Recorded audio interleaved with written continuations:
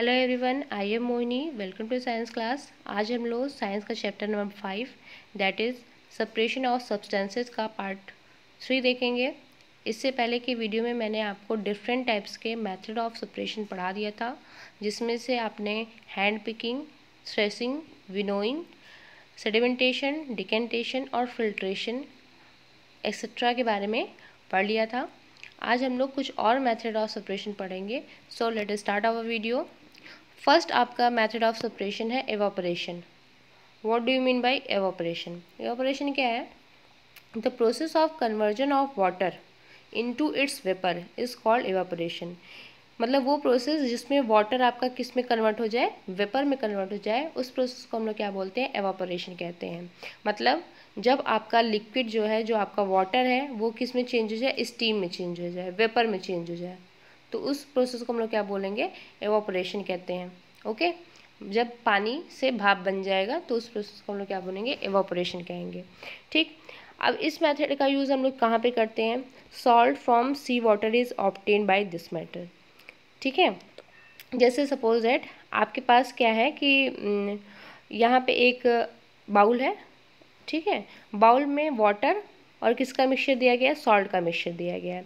अब आपको बोला जाए कि सॉल्ट और वाटर को आप सेपरेट करिए, तो आप क्या करोगे? सीधे सीधे इसको आप फायर पे रख दोगे, हीट करोगे इसको, तो जो भी वाटर का जो वाटर है वो क्या हो जाएगा? आपका एवोपरेट हो जाएगा। इस तरह से एवोपरेट हो जाएगा जितना वाटर है। तो जब तक सारा का सारा वाटर आपका एवोपरेट ना हो जाए, मतलब वेपराइज ना हो जाए, भाप ना बन जाए, तब तक आप इसको हीट करोगे, सारा पानी आपका ऊपर उड़ जाएगा और बचा क्या रह जाएगा? ओनली सॉल्ट आपका यहाँ पे बचा रह जाएगा। तो यही प्रोसेस क्या कहलाती है? आपकी एवोपरेशन प्रोसेस कहलाती है। इसका यूज़ हम लोग सी वाटर से सॉल्ट अलग करने के लिए करते हैं। ठीक है, सी वाटर से सॉल्ट अलग करने के लिए कैसे करते हैं? जो सी में, जैसे यहाँ पे सपोज ये सी है, ठीक है ना, सी से वाटर को हम लोग छोटे छोटे लेक्स में, जिसको लेगून्स बोलते हैं, उसमें हम लोग फिल कर देते हैं। ठीक है, इस तरह से, और सन की लाइट पड़ती है इस पर, जो कि इसको हीट देती है वाटर को, तो वाटर आपका क्या होता है? इवोपरेट हो जाता है, वेपराइज हो जाता है, वाटर से वो वेपर में कन्वर्ट हो जाता है, और आपका लास्ट में क्या बचा रहता है? केवल सॉल्ट बचा रहता है। क्योंकि सी में डिफरेंट टाइप्स के सॉल्ट हैं, बट उसमें से जो कॉमन सॉल्ट है वो आपका नमक है, जो आप लोग डेली यूज़ करते हो। तो जो भी सॉल्ट आपका मिलता है इस तरह से, फिर हम उसको प्योरीफाई करते हैं, उसके बाद आपके घर में वो पैकेट के फॉर्म में आता है। ओके, तो एवोपरेशन का मतलब सिंपल सा यही है कि जब भी वाटर आपका वेपर में कन्वर्ट हो जाएगा तो उसको हम लोग क्या बोलेंगे? एवोपरेशन कहेंगे। जब भी जैसे वाटर में आपने सॉल्ट मिला दिया है और बोला जाए इसको हम लोग सेपरेट करिए, वाटर को अलग और सॉल्ट को अलग सेपरेट करिए, तो आप किस प्रोसेस का यूज़ करोगे? एवापोरेशन। सेम वैसे ही जैसे आप क्या करते हो कि वाटर में आपने शुगर मिला दिया, तब आपको अलग करने को बोला जाए, तब भी आप इस प्रोसेस का यूज़ कर सकते हो। आप क्या कहते हैं, जैसे ही बर्न करोगे वाटर आपका भाप बन के उड़ जाएगा और बचा क्या रह जाएगा? केवल आपका शुगर या सॉल्ट। नेक्स्ट हम देखते हैं condensation. What is condensation? Condensation क्या है? The process of conversion of water vapour into its liquid form is called condensation. इसका मतलब क्या है? ये इवापोरेशन का जस्ट उल्टा है। इवापोरेशन में क्या हो रहा था? इवापोरेशन में आपका वाटर से क्या बन रहा था? वेपर। ठीक है, वाटर से क्या बन रहा था? वेपर बन रहा था। और कंडेंसेशन में क्या होगा? वेपर से क्या बन जाएगा? फिर से वाटर फॉर्म में आ जाएगा, वो लिक्विड फॉर्म में। पहले पानी से भाप बना, फिर भाप से आपका क्या बन गया? फिर से पानी बन गया। ठीक है, तो ये प्रोसेस क्या कहलाएगी? कंडेंसेशन कहलाएगी, जब आपका वेपर किस में कन्वर्ट हो जाए? लिक्विड में कन्वर्ट हो जाए। ध्यान दो, जो इवापोरेशन की प्रोसेस होती है, जब आप हीट करते हो, ठीक है ना, जो मिक्सचर को आप हीट करते हो, तो वाटर आपका उड़ जाता है और वो एटमॉस्फेयर में चला जाता है। आप फिर वाटर को पा नहीं सकते, आपको केवल क्या मिलेगा? सॉल्ट मिलेगा, है ना। आपको केवल क्या मिलेगा? सॉल्ट मिलेगा, पानी तो उड़ जाएगा। मगर आपको अगर वाटर भी चाहिए, इसको स्टोर रखना है, ठीक है, तो हम किस प्रोसेस का यूज़ कर रहे हैं? कंडेंसेशन का।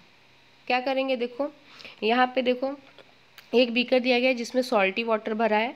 अब इसको हम लोग गर्म किए। ठीक, अब गर्म करेंगे तो वाटर वेपर के फॉर्म में ये उड़ रहा है इस तरह से। इस प्रोसेस को क्या बोल रहे हैं? एवापोरेशन बोल रहे हैं।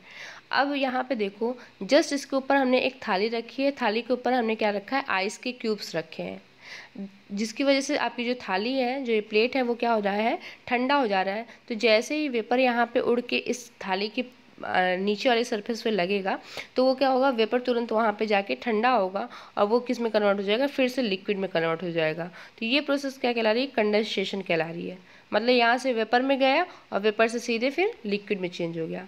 तो वाटर से वेपर में जाना एवापोरेशन, वेपर से लिक्विड फॉर्म में आना क्या कहलाता है, कंडेंसेशन। और ये दोनों प्रोसेस को मिला के हम लोग क्या बोलते हैं, डिस्टिलेशन। क्या बोलते हैं, डिस्टिलेशन। ये ठीक है। तो जब इवापोरेशन और कंडेंसेशन साथ में हो रही है तो इसको हम लोग क्या बोलेंगे, डिस्टिलेशन। वाटर से वेपर में कन्वर्ट होना इवापोरेशन, वेपर से वाटर में कन्वर्ट होना कंडेंसेशन, और दोनों मिला के डिस्टिलेशन। ठीक। अब देखो डेली लाइफ में आप यूज़ कर देखे होंगे कि जब हम लोग वाटर में आइस के क्यूब्स डाल देते हैं, है ना, वाटर में हम लोग आइस के क्यूब डाल देते हैं तो बाहर आपको पानी के कुछ पार्टिकल्स दिखाई देते हैं, वाटर मॉलिक्यूल्स बाहर दिखाई देते हैं, पानी बाहर आ जाता है। तो अब ये पानी बाहर कैसे आ गया। अब ऐसा तो नहीं है कि आपके ग्लास में पोर्स हैं कि पानी बाहर निकल आ रहा है, ऐसा तो नहीं है। तो पानी कहाँ से आ गया बाहर, तो ध्यान दो क्या होता है, जैसे आपने ग्लास में आइस के क्यूब डाल दिए, आइस के क्यूब डाल दिए तो ये जो बाहर की सरफेस है ये ग्लास की, ये बाहर की सरफेस वो क्या हो जाती है, ठंडी हो जाती है। ठीक है, कोल्ड सरफेस हो जाती है।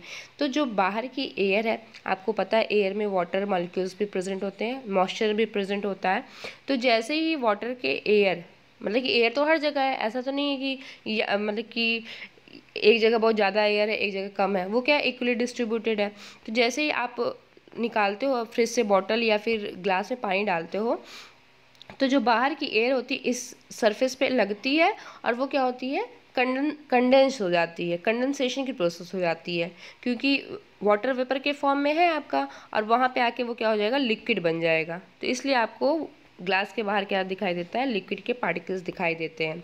ठीक है, इसका मतलब यही है, जब भी हम लोग ग्लास में क्यूब्स डालते हैं, आइस के क्यूब्स डालते हैं तो बाहर पानी कहाँ से आता है, बाहर पानी जो बाहर की एयर में मॉइस्चर प्रेजेंट है वो कोल्ड सरफेस में आने की वजह से क्या होता है, वेपर से किस में कन्वर्ट हो जाता है, लिक्विड में कन्वर्ट हो जाता है ड्यू टू कंडेंसेशन की प्रोसेस। और इसलिए आपको वाटर के पार्टिकल्स आपके ग्लास के बाहर दिखाई देते हैं। सेम वैसे ही आप फ्रिज से बॉटल निकालते हो, ठंडी बॉटल निकालो और कुछ टाइम के लिए उसको रख दो तो भी देखोगे बाहर पार्टिकल्स आ जाते हैं, वाटर बाहर आ जाता है। ये तो नहीं है कि आपके बोतल में छेद है या होल्स हैं तो उससे पानी रिस रहा है, ऐसा तो नहीं होता। होता क्या है, कंडेंसेशन की प्रोसेस होती है। बाहर जो एयर प्रेजेंट है उसमें जो मॉइस्चर प्रेजेंट है वो कोल्ड सरफेस पे टकराने के बाद क्या हो जाता है, वेपर से किस में कन्वर्ट होता है, लिक्विड में कन्वर्ट हो जाता है। इसलिए लिक्विड आपको बाहर की सरफेस पे, बॉटल के या ग्लास के सरफेस पे दिखाई देता है ड्यू टू कंडेंसेशन की process. Evaporation, water converted into vapour, condensation, vapour converted into water, और दोनों को मिला के डिस्टिलेशन। नेक्स्ट हम देखते हैं loading. What is loading. Loading क्या है, it is the process of faster sedimentation by suspending alum to a liquid. ध्यान दो, जैसे आप कहीं लेक से या रिवर से, ठीक है ना, रिवर से पानी लेके आते हो तो जो रिवर से पानी ला के आप अगर ग्लास में रखोगे ना, ठीक है, उसको काफ़ी टाइम तक रखे रहोगे तो भी क्या है, जो उसमें पार्टिकल्स हैं वो बहुत ही फाइन पार्टिकल्स होते हैं, वो क्ले के पार्टिकल्स होते हैं। ठीक है ना, जो उसमें सॉइल होता है वो क्या होता है, बहुत छोटे छोटे पार्टिकल, क्ले के पार्टिकल्स होते हैं, बहुत ही छोटे और हल्के पार्टिकल्स होते हैं, फाइन पार्टिकल्स होते हैं। तो वो क्या होगा, आप उसको काफ़ी देर तक रखे भी रहोगे ना तो वो जाके सेटल डाउन नहीं होता। सेडिमेंटेशन में मैंने बताया था, पार्टिकल्स जो हैवी होते हैं वो आके नीचे क्या हो जाते हैं, सेटल डाउन हो जाते हैं, यहाँ पे आके इकट्ठे हो जाएंगे नीचे।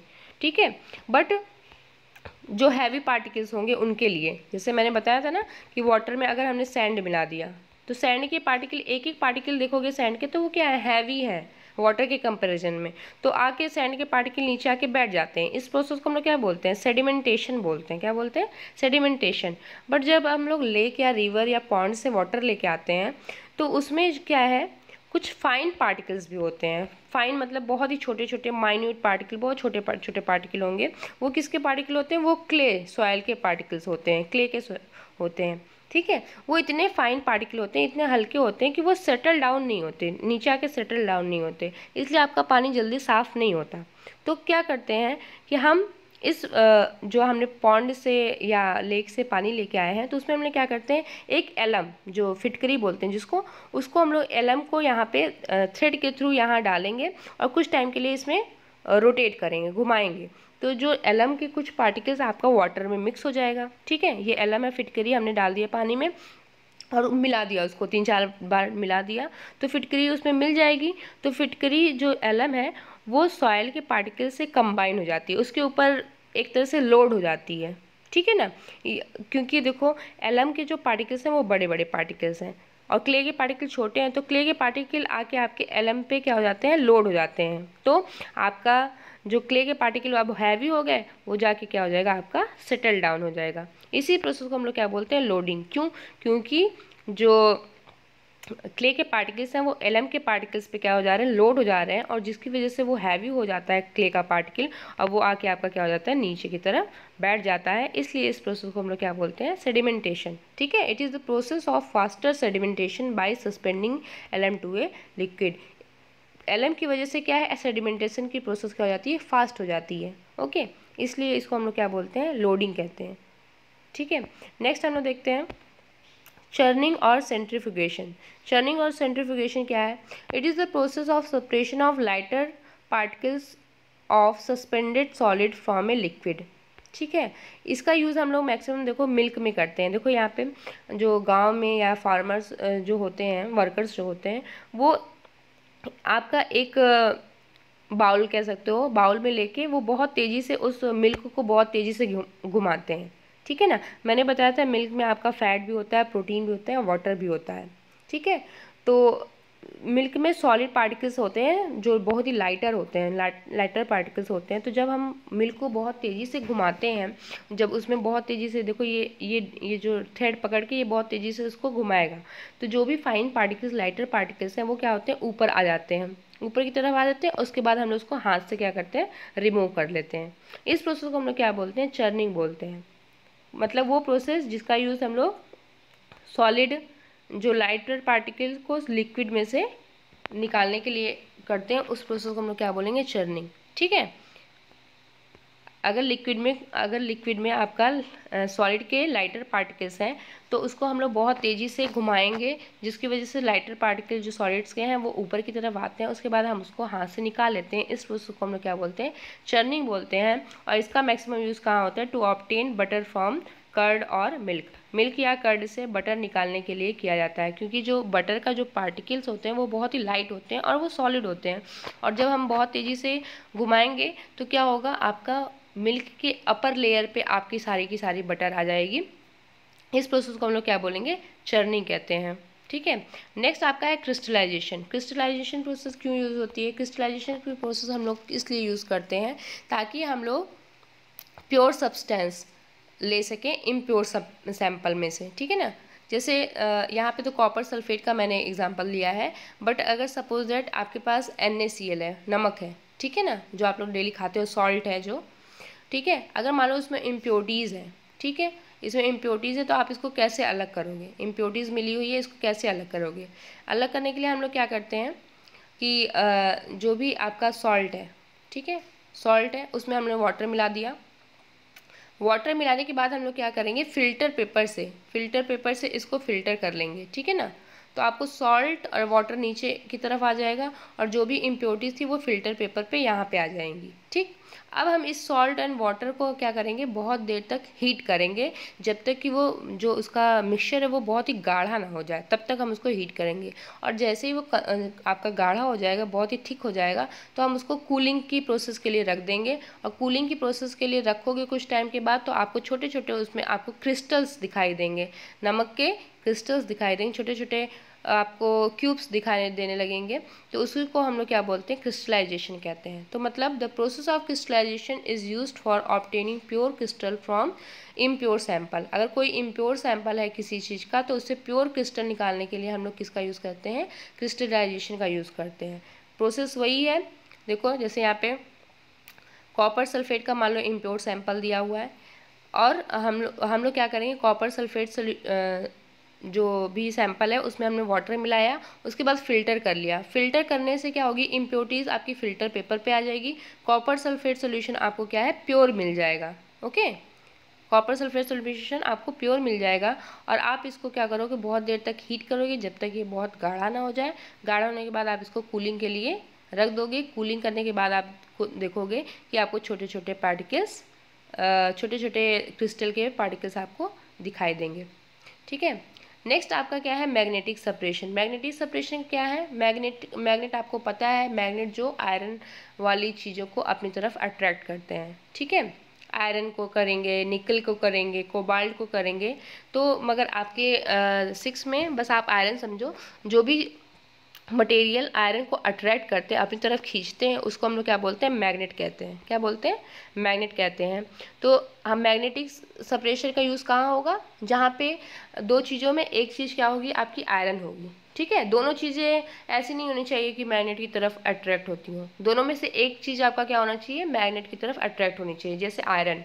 ठीक, तो separation of a mixture by using a magnet. अगर हम लोग मिक्सचर के कंपोनेंट्स को किसके द्वारा वो कर रहे हैं, मैग्नेट के थ्रू सेपरेट कर रहे हैं, तो उस प्रोसेस को क्या बोलेंगे हम लोग, मैग्नेटिक सेपरेशन। एग्जांपल है separation of iron nail and sulphur powder. देखो, आयरन की नेल मैग्नेट की तरफ अट्रैक्ट होती है, सल्फर पाउडर मैग्नेट की तरफ अट्रैक्ट नहीं होता है। ठीक है, तो जैसे ये सल्फर का पाउडर है, ये मैग्नेट की तरफ अट्रैक्ट नहीं होगा, उसको खींचेगा नहीं। आयरन है, आयरन मैग्नेट की तरफ अट्रैक्ट होता है। मान लो हमने इन दोनों को मिक्स कर दिया, अब बोला जाए कि आप आयरन और सल्फर को अलग अलग करो, तो आप क्या करोगे, यहाँ पे देखो मिक्सचर मिला दिया आयरन और सल्फर का, इसके ऊपर जैसे आप मैग्नेट को लेके जाओगे, तो जो भी आयरन के पार्टिकल्स हैं वो क्या होंगे, मैग्नेट की तरफ अट्रैक्ट हो जाएंगे और जाके मैग्नेट से अटैच हो जाएंगे। तो आयरन आपका अलग और नीचे क्या बच गया, केवल सल्फर बच गया। ठीक है, सेम इसी का एग्जांपल ले लेते हैं हम लोग। मान लो यहाँ पे सल्फर की जगह, सल्फर आपका एक क्या है, एलिमेंट है। ठीक है ना, उसको समझनी चाहिए। सल्फर सपोज है एक आपका येलो कलर का पाउडर है। ठीक, मान लो हम लोग सल्फर की जगह क्या लेते हैं, सैंड लेते हैं। सैंड, सैंड भी आपका मैग्नेट की तरफ अट्रैक्ट नहीं होता। मान लो सैंड और आयरन का मिक्सचर है, सैंड और आयरन का मिक्सचर है, तो आप इसकी तरफ मैग्नेट लेके जाओगे तो आयरन को अपनी तरफ अट्रैक्ट कर लेगा और सैंड आपका एज सच रहेगा। तो इस तरह से हम लोग सैंड और आयरन को भी अलग अलग कर सकते हैं। सेम वैसे ही आप आयरन प्लस वुड मिला लो, वुड भी आपका मैग्नेट की तरफ अट्रैक्ट नहीं होता, ये होता है, तो ये मैग्नेट इसको अट्रैक्ट कर लेगा और वुड आपका एज सच रह जाएगा। सेम वैसे ही शुगर भी आपका मैग्नेट की तरफ अट्रैक्ट नहीं होता है। तो मान लो शुगर और आयरन का है, तो मैग्नेट लेके जाओगे, आयरन इसको अट्रैक्ट कर लेगा, इसको अट्रैक्ट नहीं करेगा, ये क्या हो जाएगा, सेपरेट हो जाएगा। तो इसको हम लोग क्या बोलते हैं, मैग्नेटिक सेपरेशन। अगर सेपरेशन मैग्नेट की हेल्प से हो रहा है तो उसको हम लोग क्या बोलेंगे, मैग्नेटिक सेपरेशन कहेंगे। आई होप आपको ये वीडियो समझ में आ गया होगा। अगर आपको कहीं पे भी कोई डाउट होगा तो मुझसे ज़रूर पूछ लेंगे। Thank you so much.